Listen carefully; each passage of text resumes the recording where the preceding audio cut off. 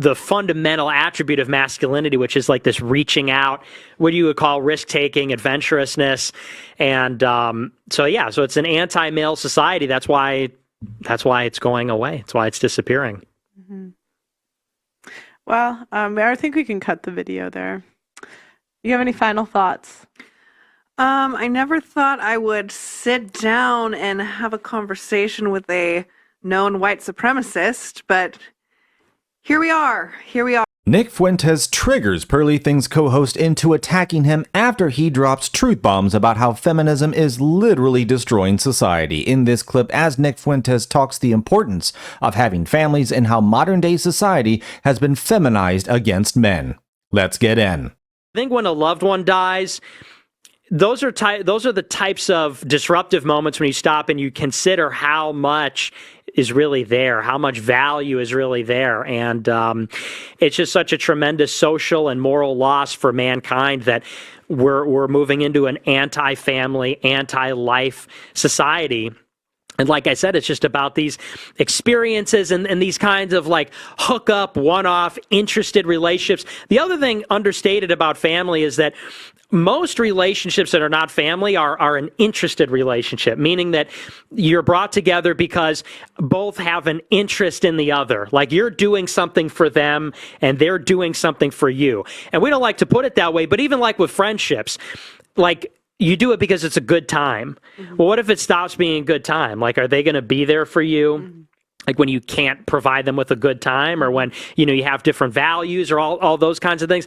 And that's not to say that people can't have friends, but the sexual hookups, when people live this party lifestyle, again, it's like, are these real? Are these people that are really with you? Family, the reason why blood is thicker than water is because, they're all you got, like you're born into it, you're given it, and they can like you, not like you, disagree with you. You may not have anything to give them, but they're still yours. They're still related to you. And that's a big part of why people are really falling apart. It's because everybody's just this atomic individual and everybody's figuring it out. Life is very hard. We can't all figure out life on our own. We need to lean on people, older, younger, horizontally, siblings, and without family, it's very hard to come by that. Mm-hmm. So I do have a question. So a lot of things I hear my friends say nowadays is part of the reason they don't want to have children is because the state of the world and where it's headed, they are afraid for the future and they think it's selfish to start a family. So what would you say about that? Because I can empathize with that. It is like seeing where the world is headed. I do feel scared to bring children into the world.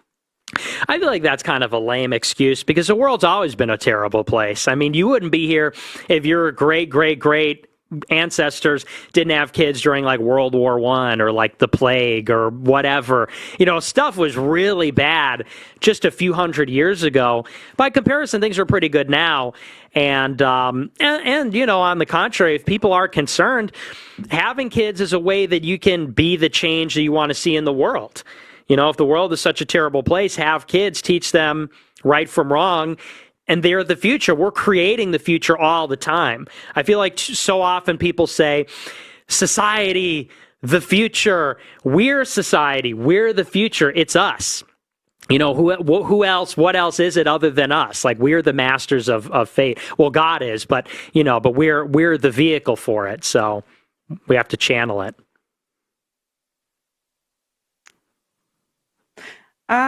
The real red pill is that patriarchy is real and it's a good thing and we should want it. We got to let the guys be guys. And right now, the other thing, too, with education specifically is the education system's run by women. Like, I don't know about you, but when you're in, like, grade school, it's all female teachers. So I think it's 80 to 90% women. Yeah. The whole across the board. And it all caters towards women. There's no, like, hey, let the boys be boys. Let them do their thing. Like when you talk about even bullying. The roughhousing's very much part of the male experience. The roughhousing, the trash talk, all of that. And when you strip all that away and make everybody like a good boy or whatever, you're turning them into these like emasculated, neutered guys who can't do any. And we're not even talking about like they can't make war. They also can't make symphonies. They also can't create philosophy. They also can't invent things. You're cutting off like the fundamental attribute of masculinity, which is like this reaching out, what you would call risk-taking, adventurousness. And so it's an anti-male society. That's why it's going away. That's why it's disappearing. Mm-hmm. Well, I think we can cut the video there. You have any final thoughts? I never thought I would sit down and have a conversation with a known white supremacist, but here we are. Let me know what you think in the comments, folks, but I don't think this woman really cared for Nick Fuentes to begin with, but he is absolutely spitting some serious truths. I mean, everybody who came here before you had things immeasurably harder and more difficult, and yet, I mean, they had 5, 6, 7 kids. Like that was the world they lived in, and yet they persevered. So to use the argument, oh, well, now it's going to be uncomfortable. Now there's going to be some hardship. So I'm just going to give up. I mean, where does that leave society? Where does that leave the human race? That's a non-qualifying argument. Essentially, you're just too lazy. You're just too lazy to carry on the thing that you are a part of, because this thing that we're all doing, I mean, we're all part of it, not the other way around. There's something greater going on beyond us. And I do think it's our responsibility as part of society to keep that progeny going. Because if we follow her argument, well, if the people did that before us, you wouldn't even be here now. That is a self-defeating, anti-human statement of what she just said. And it goes absolutely nowhere, but ends all of mankind. And Nick Fuentes is 100% right on masculinity. That is the thing that drives humans to do dangerous things, to push forward, to conquer, to write symphonies, all that great stuff. And now so many young men have been bait-eyes, soy-boyed, just weak, feminized, and these same women are complaining they can't find good men. Like literally the thing that they wanted has destroyed the other side of the gender. And those men are the thing that keeps society going. So if we run out of good men for women to be attracted to and for good men to hold everything together, that just leaves everything just absolutely crumbling. But hit that like button if you're enjoying the video. It really helps the algorithm. I appreciate it. And let's get back in. Thanks for having me, Pearl. Thanks for coming on. Nick, I wish I had nicer things to say. All I have to say is, black men, I love you. Gross. Love you. I love black people too, but stick with your own. And my black women love you. I love you. What do you think about Ye? Do you think he was wrong for his new wife? Yeah, and I told him that. Oh yeah. Mm-hmm. How did he react? He said, like, she's really hot. and he said, that she's an architect and they relate on that level. And, but I also think that he is like a genius. He's clearly like a top tier human being on earth, like in history. And I also feel like when it comes to people like that, the rules just don't even really apply. Mm-hmm. When I think about the top tier people in the world in history. Well, it's kind of like the top tier women were being like, wouldn't they kind of be, wouldn't they be offered to like other leaders? Maybe I'm wrong, but wouldn't they be offered to other leaders as like a way to bring countries together? Yeah. So all the time. So they kind of were the first like mixing. Maybe Australia and America. Yeah. Coming together under united presidency. But yeah, so I mean, I'm not a fan of it, but but it's his life. And also, when you make 11 great studio albums, you can kind of, do whatever you want. At that point, I'm fine with it. Well, I wish you luck, and I don't. Wow. I really don't. I don't wish luck to racists. Oh, I'm not racist. Yes, you are. Yes, you are, Nick. Yeah, I am a little bit racist. I know. But listen, it's not because I hate people. I love people. It's just race is real. Race is real. Race is a part of us. So, hey, it is what it is. And the Italians, we do not claim you. Oh, hey, the Italians don't claim you. You're the one dating a black guy. The Italians don't claim me. They don't claim you. Oh, no, they claim me. They claim me. I don't think so. They do.